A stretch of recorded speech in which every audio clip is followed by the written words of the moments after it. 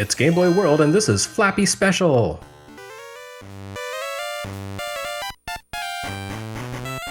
Brace yourself, kids, it's another Game Boy puzzle game. Not only that, but Flappy Special functions as a remake of a classic Japanese PC puzzle game. It's Boxel for the 90s, at least until Boxel 2 comes along in a few months anyway. Flappy Special is a lot like Boxel, really.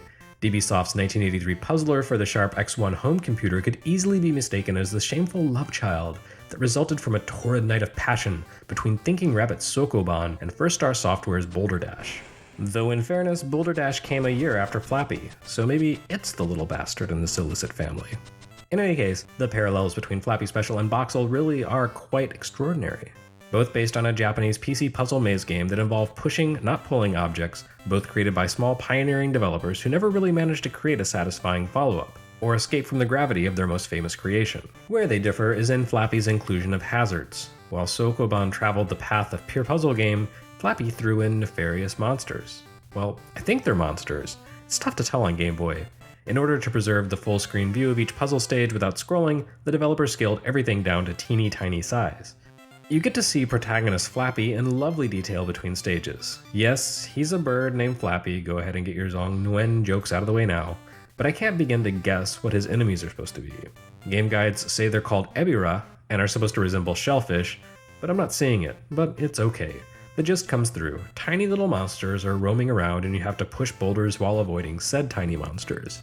The goal of each stage in Flappy Special is simply to push the blue stone, or in the Game Boy's case, the gray flashing stone, to the corresponding plate tile while avoiding your foes. You can push blue stones as well as the brown stones, that is, the light gray stones here. As in Boulder Dash, Flappy moves about as if in a top-down environment, yet the rocks he shoves obey gravity that pulls them toward the bottom of the screen. It's a weird hybrid of top-down and side-scrolling game. In other words, you can move freely in all cardinal directions, but as soon as you push a rock past the edge of its support, it plummets downward. Enemies also ignore gravity. The teeny tiny ones move erratically along a fixed horizontal line, while the bigger crab-like monsters can scuttle in all directions and tend to make a beeline for Flappy. Well, maybe not a beeline, unless the bee is very drunk. In the time-honored tradition of Dig Dug, falling rocks can crush enemies, though rather than passing through a victim, a boulder will briefly become hung up on the remains of its smashed monster until the corpse vanishes. It's kind of grim. Boulders serve three purposes in Flappy Special.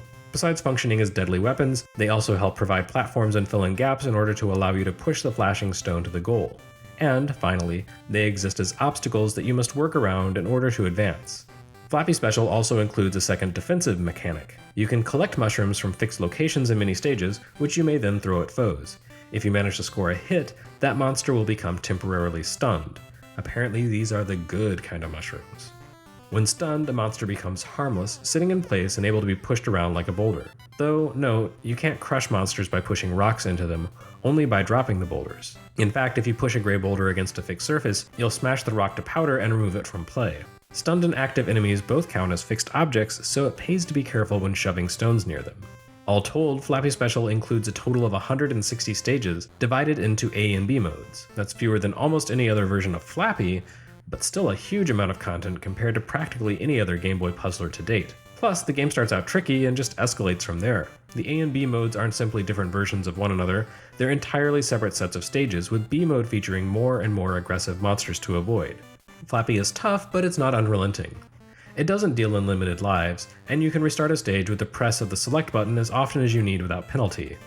Interestingly, the game unlocks 5 stages at a time, and you need to complete all 5 in order to open up the next set.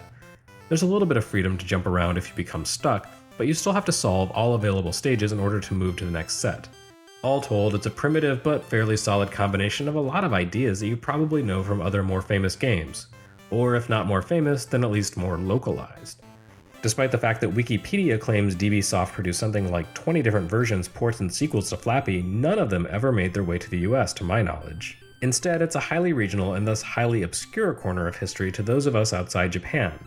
Even though the game probably would have done fairly well for itself if it had shown up on, say, Commodore 64 circa 1985.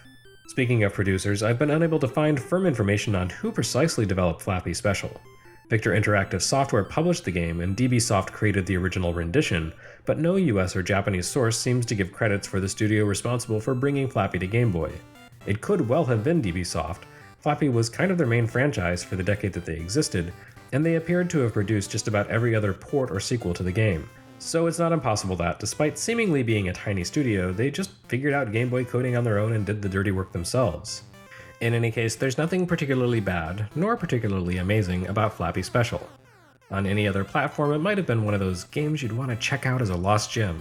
On Game Boy, however, the puzzle and action puzzle categories are already growing increasingly crowded, and there's little to help this particular game stand out from the masses. In no way is it a life-changing experience, it's just another puzzler that fades into the gray sea of Game Boy's puzzle monotony. For more perfectly decent games destined to be washed away by the inevitable tide of superfluity, keep reading GameBoyWorld.com. And please support the site on Patreon or by buying the book.